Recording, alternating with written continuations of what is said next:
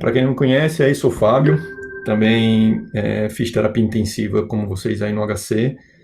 Depois disso, fiz pós-graduação em cuidados paliativos pelo Sírio-Libanês e atualmente estou em dois estados, né? Estou aqui em Fortaleza nesse momento, onde eu sou diarista de um hospital chamado Autoclínica e também ainda trabalho aí no AC Camargo e estou fazendo doutorado aí no Sírio-Libanês, por isso que a gente mantém esse contato aí com São Paulo, né?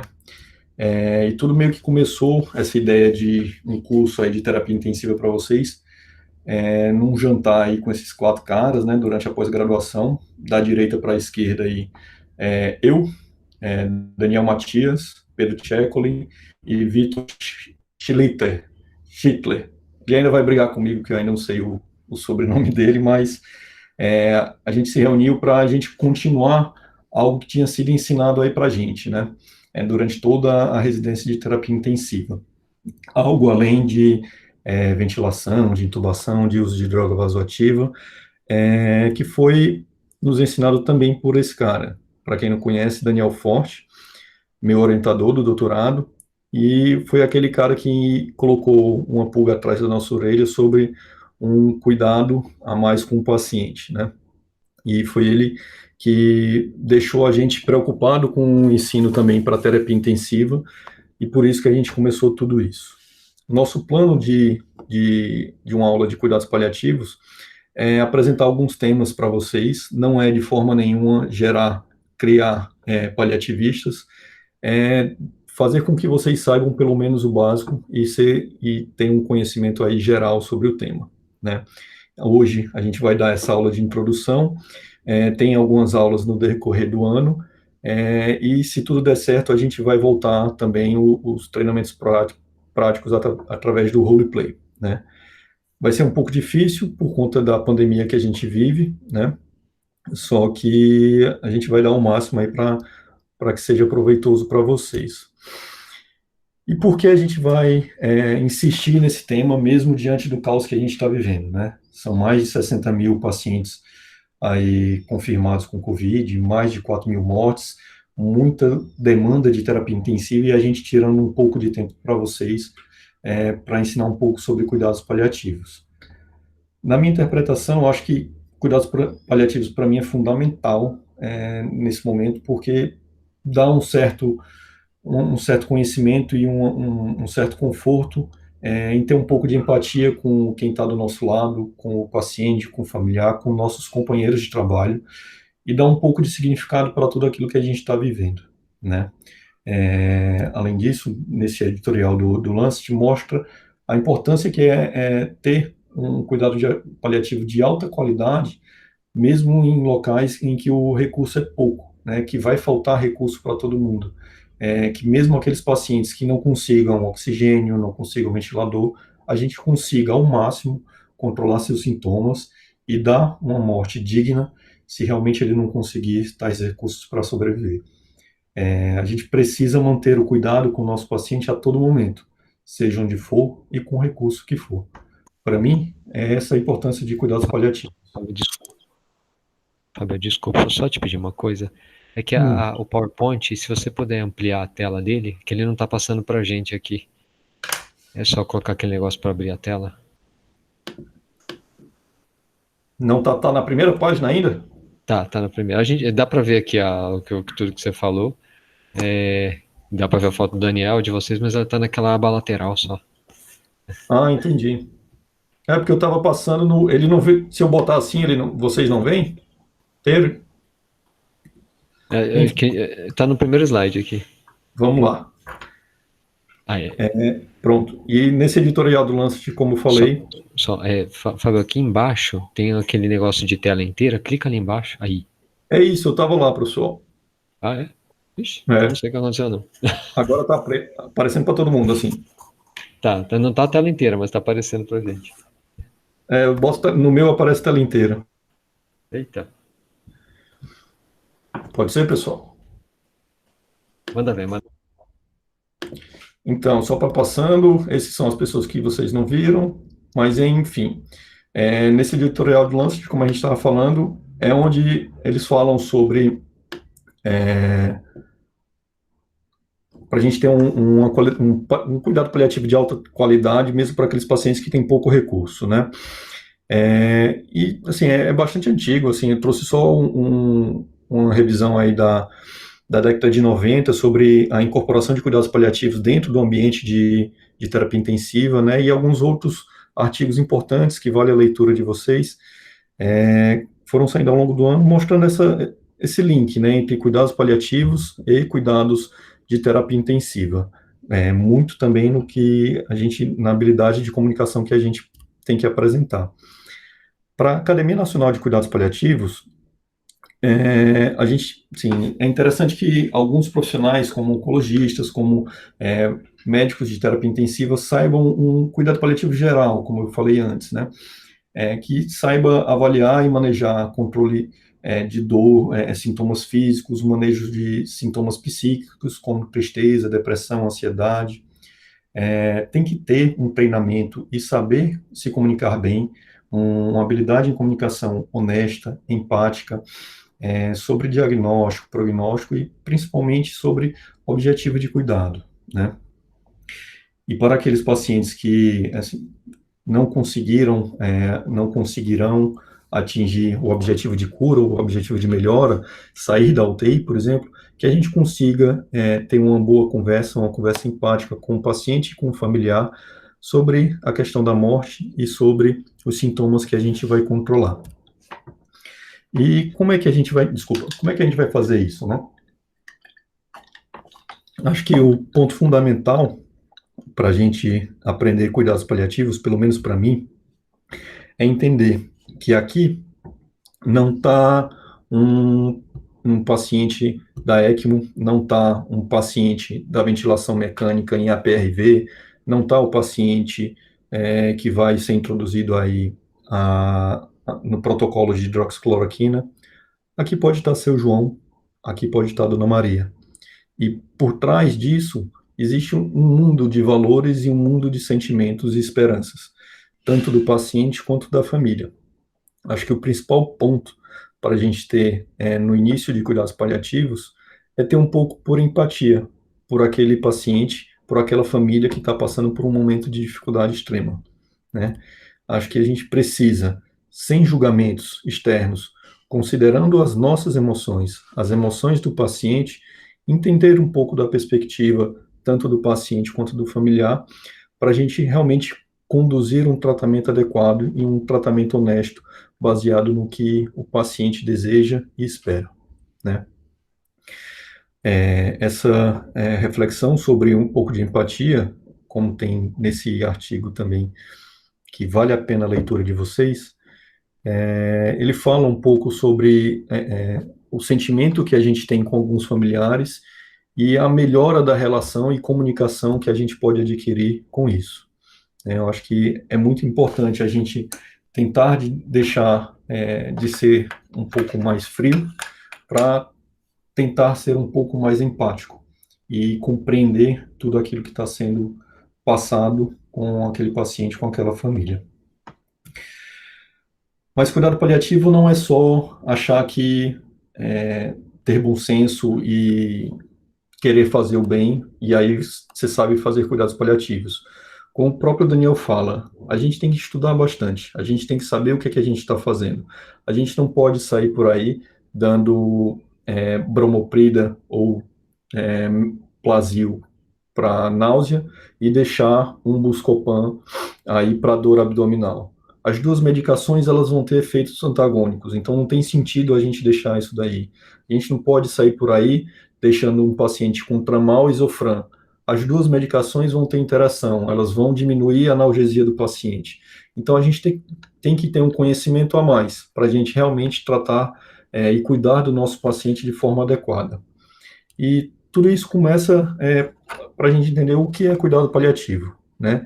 Pela definição da OMS, cuidado paliativo nada mais é do que uma abordagem a fim de melhorar a qualidade de vida do paciente e dos seus familiares que enfrentam uma doença de risco, né? Através de prevenção e alívio de sofrimento, identificação precoce e uma impecável avaliação do tratamento e do de dor e de outros problemas, sejam físicos, psicológicos, sociais ou espirituais.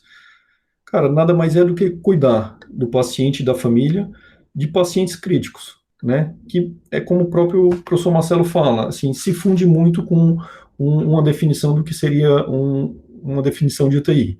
Cuidar de pacientes críticos e de seus familiares. E algumas sociedades de terapia intensiva, como aqui descrito, falam que cuidados paliativos devem estar em todos os estágios de doenças, sejam elas terminais ou não. Ou seja, cuidados paliativos devem ser para todos os pacientes de UTI. Lógico que o grau do que vai ser cuidado curativo e o grau de cuidado paliativo vão diferir dependendo do paciente. Mas seja um telefonema para você fazer para um familiar dizendo que está tudo bem, ou então tentando acolher um sentimento, até um opioide que você prescreve para dor, isso encaixa em cuidado paliativo. Você está cuidando do paciente. Aqueles pacientes que realmente não terão, é, atingirão a cura, que o cuidado curativo já não se torna tão importante, aí sim o cuidado paliativo vira mais predominante. Né? Seria uma fase 2 de um paciente, por exemplo, que precisa mais de controle de sintomas do que de uma terapia curativa, porque ela não vai ter realmente tanto efeito. Já na fase final de vida, se intensifica ainda mais isso. Deixam-se de realizar tratamentos fúteis, né, para focar principalmente em controle de sintoma e na qualidade de vida do paciente. Numa fase 4 de cuidados paliativos dentro do ambiente de terapia intensiva, seria uma abordagem ao luto dos familiares que passaram pela perda desse ente querido. Né? Falar de cuidados paliativos sem falar de Cicely Saunders seria algo complicado. Ela, que foi enfermeira, assistente social, médica, foi um dos pilares no começo desse cuidado que a gente faz com o paciente atualmente, que hoje a gente definiu como cuidado paliativo, né, como esse nome de cuidado paliativo.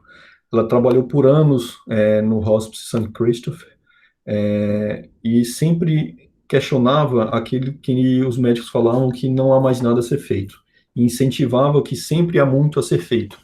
Inclusive, ela incentivava a educação e pesquisa no tema de cuidados paliativos, a excelência no cuidado com esses pacientes e alguns pacientes com fase terminal, o compartilhamento de experiências entre hóspedes, entre médicos, e uma abordagem mais holística a esses pacientes. Isso tudo formou o movimento de hóspice moderno, né? Através desse conhecimento que nos incentivou, é que a gente começou a entender que cuidados de fim de vida é uma pequena porção do que a gente chama atualmente de cuidados paliativos. E que, como eu falei anteriormente, essa abordagem não é só para aquele que tem câncer, não é só aquele que está em fase final. É para todos os pacientes, sejam pacientes pediátricos, adultos, idosos, sejam eles portadores de doença crônica ou não. Principalmente para a gente que trabalha dentro de um ambiente de terapia intensiva, a gente tem que entender que todo mundo merece cuidados paliativos, mas o como vai ser realizado esse cuidado paliativo é que depende de paciente para paciente. Afinal, cuidados paliativos, ela sempre incentivou a gente que não uma abordagem através da qual a gente vai definir com o paciente e família como eles preferem morrer. Cuidados paliativos é como eles querem viver até o último momento de sua vida. Complicado, aí é a gente diferenciar o que é que a gente vai fazer para cada paciente. Se a gente vai incentivar, vai instaurar medidas invasivas para esses pacientes, ou se a gente vai ter um objetivo de cuidado de limitação de suporte, de retirada de suporte.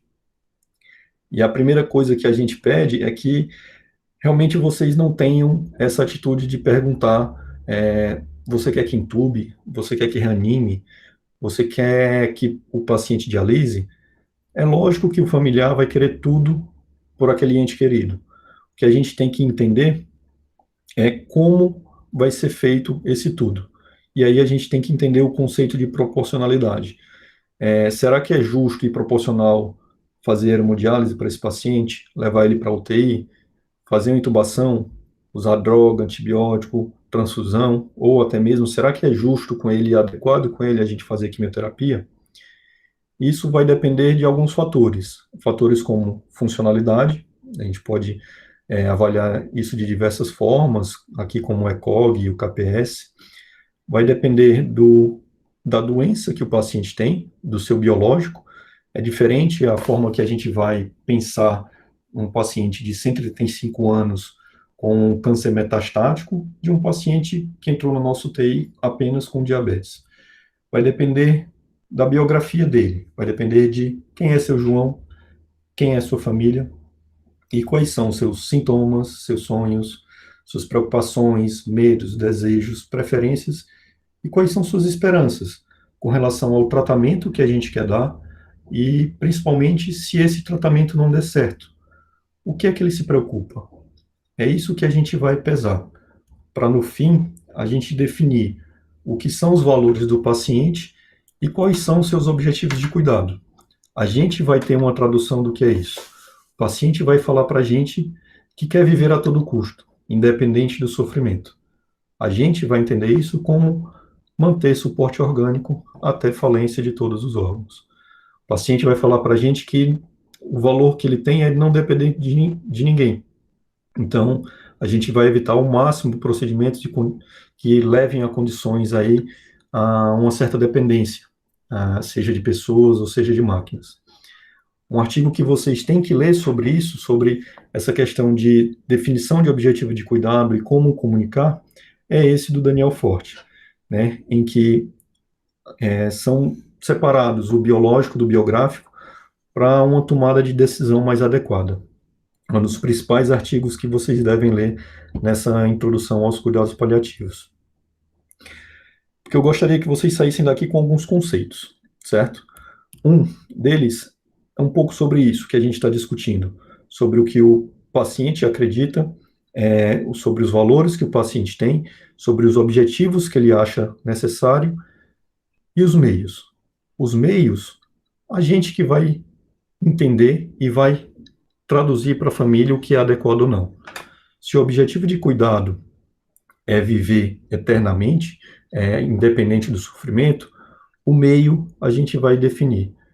Se um paciente com 135 anos, com neoplasia metastática avançada, já na sexta linha de tratamento quimioterápico, com insuficiência cardíaca em fase terminal, DPOC terminal e dialítico, ele fala para a gente que quer viver independente do sofrimento, não é porque ele fala isso que a gente vai entender que tem que colocar ele em ECMO, por exemplo.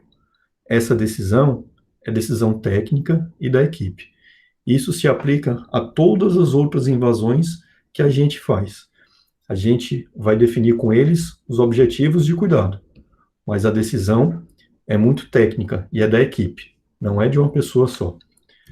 A decisão é compartilhada entre a equipe e os familiares. Não é a família que vai chegar para a gente e falar, eu quero isso e isso vai ser feito. A gente tem que pesar se isso tudo é adequado ou não. Afinal, existem alguns princípios que normalmente a gente lembra, principalmente o princípio de autonomia nesse momento. Só que existe um dos princípios que a gente às vezes esquece, que é o princípio da justiça. A autonomia do paciente de 135 anos ficar na UTI, ok, a gente está obedecendo. Mas talvez não seja justo com um paciente de 18 anos que está no pronto-socorro a ser oferecido para ele. Talvez isso não seja justo. Então a gente tem que também começar a diferenciar isso. Isso, durante o dia a dia da residência de vocês vão começar a perceber em discussões dentro da UTI, com o Marcelo, com o Leandro, com o Pedro, com o Bruno, que alguns tratamentos são não adequados, né? Porque não é adequado para o paciente pelos seus valores ou também não é justo com outros pacientes que estão esperando por esse suporte. Isso é bastante complicado, é bastante difícil, mas ao longo da residência de vocês vão ter a oportunidade de discutir bastante sobre isso. A gente tem que diferenciar o que são valores dos pacientes e dos nossos próprios valores. para quem faz oncologia, por exemplo, não é porque o meu pai quis fazer quimioterapia que todo mundo da idade do meu pai vai querer fazer quimioterapia. Para gente que faz terapia intensiva, não é porque minha avó quis ser internada em ambiente de terapia intensiva que todas as pessoas da idade dela vão querer também ser internadas em terapia intensiva. A gente tem que diferenciar o que é o nosso sentimento e os nossos valores do que é importante para a família dos nossos pacientes e o que é importante para o nosso paciente em si, né? Um conceito bem rápido que a gente tem que ter também é o que é withhold e o que é withdraw. Withhold, a gente vai manter aquele tratamento, o paciente com 35 ml de nora, que a família entende que está na fase final, todo mundo entende que ele não vai ter mais a oportunidade de melhoria, só que a gente não entende, a família não entende ou não está preparada para discussão sobre retirada de suporte. Até porque a gente sabe que discussões como essas são bastante impactantes e podem causar muito estresse pós-traumático depois nos familiares. Em alguns pacientes, a gente vai simplesmente manter aquele suporte sem fazer a retirada. Já o withdraw é retirada. A gente vai retirar a droga, vai fazer a intubação paliativa, vai parar de fazer a hemodiálise. Eticamente e juridicamente, isso são iguais. Mas isso vai depender de cada pessoa moralmente. Conheço fisioterapeutas, por exemplo, que se negam a fazer intubação paliativa. E ok, valor do fisioterapeuta, seja ele que crença ele tenha, seja ele que religião ele tenha, ele não gosta, ele não se sente confortável de fazer isso. Se a família entende que o valor é intubação paliativa e o fisioterapeuta não, o fisioterapeuta não precisa participar daquele processo, né? A gente pode comandar, a gente pode fazer essa intubação paliativa, mas não necessariamente precisam ser todos os envolvidos ali. Não precisa ser o fisioterapeuta que não gosta. Talvez possa ser, na troca de plantão, o fisioterapeuta está mais confortável com isso e a gente acaba fazendo nesse momento. Então a gente tem que entender que, apesar de eticamente e juridicamente igual, é diferente para cada um a fazer a retirada ou então apenas manter esse suporte aí vital, né? Por fim, pessoal, parem de falar que não há mais nada a se fazer. E até se a família falar isso, reforcem o contrário, assim, que há coisas a serem feitas. A gente consegue dar um cuidado, a gente consegue fazer o máximo para que o paciente tenha uma certa qualidade e a gente consegue dar apoio ao familiar também. Então, vamos tentar parar de falar isso. Espero que vocês já não falem mais, né? Mas se alguém tem isso na cabeça, criem outro hábito, criem uma frase que é de vocês para a gente parar com esse sentimento. E entendam que cada familiar tem seu tempo, cada pessoa tem seu tempo, seja ele profissional de saúde ou não. Às vezes, um idoso chega num pronto-socorro e as pessoas se desesperam porque não querem entubar, não querem fazer um procedimento, porque jogam muitos valores pessoais para aquela situação e a família está ali desesperada porque o médico não quer entubar e não quer ver sua mãe morrer, não quer ver seu familiar morrer. Cara, cada um tem seu tempo. Às vezes é necessário com que a gente entube esse paciente, leve ele para um ambiente de UTI, converse com a família, para que a família entenda o que realmente está acontecendo e nada do que a gente fez pode ser desfeito.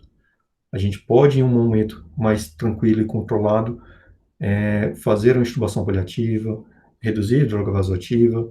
Então, no tempo da família, no tempo dos profissionais e no tempo do paciente, a gente pode ir revendo tudo isso. O paliativo não é algo fixo, é algo dinâmico, como o TI. Então, não é que o paciente é paliativo. Não, todo mundo é. O que a gente vai definir a cada passo é o que é proporcional para cada um, o que é justo e o que é adequado para cada um. Para, no fim, dar muita qualidade, tanto para ele quanto para a sua família. O último artigo que eu queria que vocês lessem é esse artigo aqui. Acho que como a apresentação vai ficar gravada aí, cheia de erros, cheia de paradas, mas eu queria que vocês dessem uma olhada nesse artigo também. E eu vou ficar à disposição aí, talvez eu demore em algumas respostas, para dúvidas, para tudo mais, porque também acabam ficando em terapia intensiva aí, ajudando nesse momento de Covid. Tudo bem, pessoal? Acho que é isso. Muito obrigado. Vou mandar só aqui.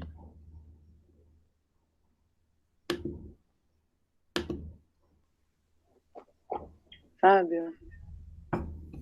Oi. Oi, tudo bem? Tudo. Muito obrigada pela aula, foi ótimo, como sempre.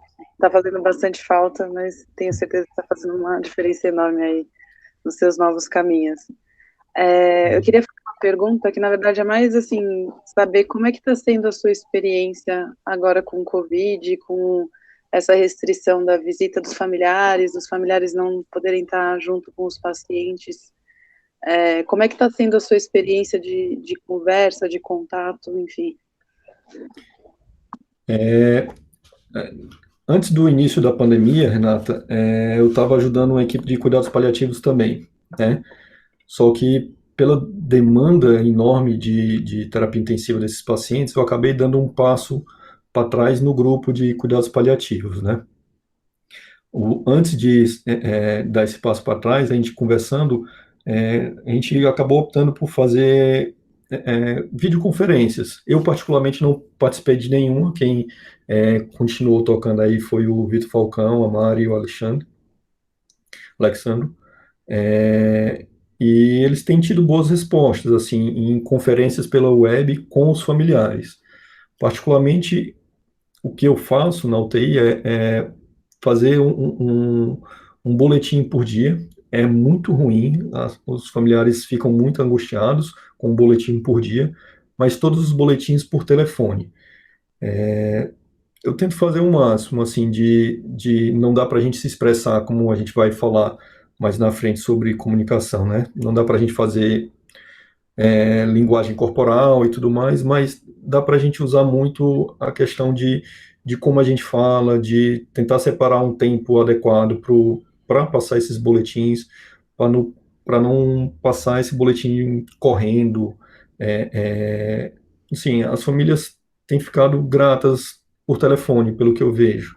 E quando algum familiar acaba falecendo, como a família tem que vir reconhecer o paciente, eles acabam falando comigo quando eu estou presente e todos agradecem, assim. Acho que o principal é tentar respeitar, assim, um tempo. Não dá para a gente passar de qualquer forma a notícia. O que eu tento fazer é tentar zerar todas as pendências da minha UTI para começar a falar com os familiares e tento ir para um local mais reservado, principalmente quando é alguma notícia de pior, alguma notícia que o paciente realmente não vai tolerar. Uma coisa que do treinamento que a gente fez antes, que a gente dá para manter, é realmente o silêncio. Isso eu ainda tenho usado principalmente por telefone, de dar uma notícia ruim e ficar calado, cara. E geralmente é a mesma resposta. Demora-se um tempo, a gente fica no telefone imaginando se a ligação caiu ou não, mas a família volta a falar e volta a perguntar. E o que eu tenho usado muito também é de uma pergunta no final de tudo. Se realmente eu passei uma notícia ruim, eu pergunto o que é que a pessoa imagina nas próximas horas, nos próximos dias, sobre a condição do familiar, né? Para ver realmente, resgatar realmente o entendimento. É ruim, é angustiante, a gente tem que entender isso, que os familiares estão passando por um momento muito difícil, como um familiar que eu falei ontem, que há 29 dias não via a mãe, e eu estava dando uma notícia que a mãe talvez não conseguisse sair daquilo ali. Mas é como a gente fala na comunicação, no treinamento de comunicação. São notícias ruins algumas vezes têm que ser dadas. O que a gente tem que fazer basicamente é ter o maior respeito por aquilo e ficar com o tempo disposto para responder todas as dúvidas. Mais alguma dúvida aí, galera? Deixa eu ver.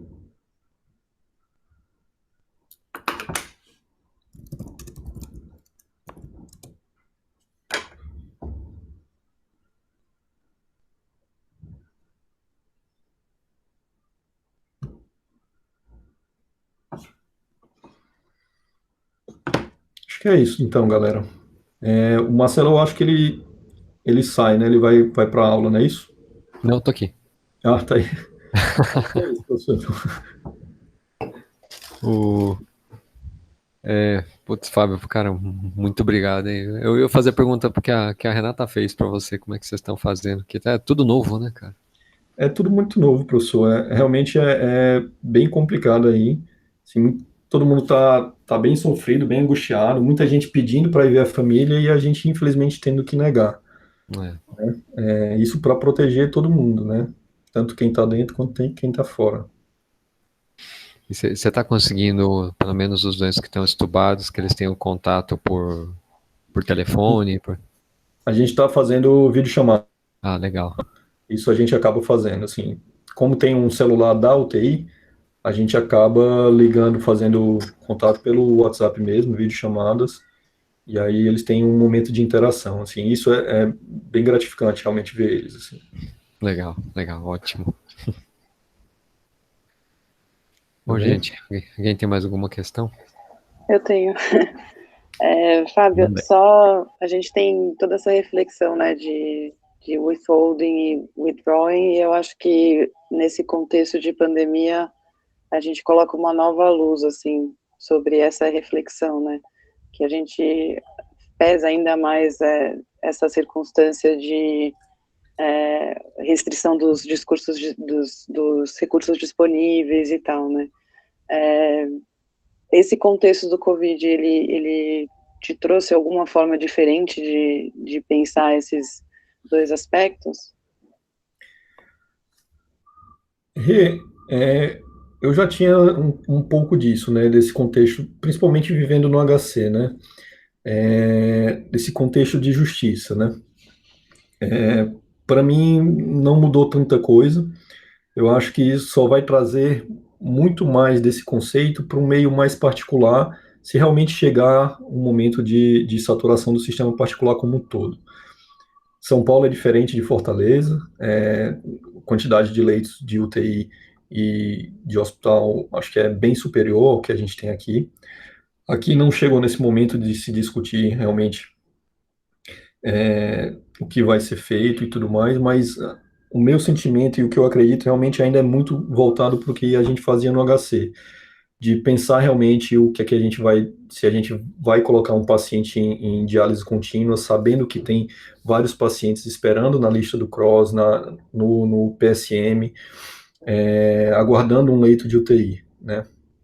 A gente tem que pensar, lógico, no sofrimento do paciente, no sofrimento da família, mas tem que entender que também existe outros pacientes que se beneficiam de UTI. Esse contexto de justiça tem que ser muito importante e tem que estar presente, né, em todo momento, em tudo que a gente faz, principalmente no sistema público. No particular, a gente tem que saber disso. Sim, provavelmente vai haver mudanças no futuro, assim, da forma como a gente enxerga o sistema de saúde como um todo, né? Mas a gente sabe que isso é mais maleável, né? Existem mais leitos, existem mais recursos, então é um pouco diferente. Mas, respondendo a sua pergunta, não mudou muito o que eu enxergo, mas mudou muito o que eu falo, porque eu falo mais sobre isso agora do que eu falava antes.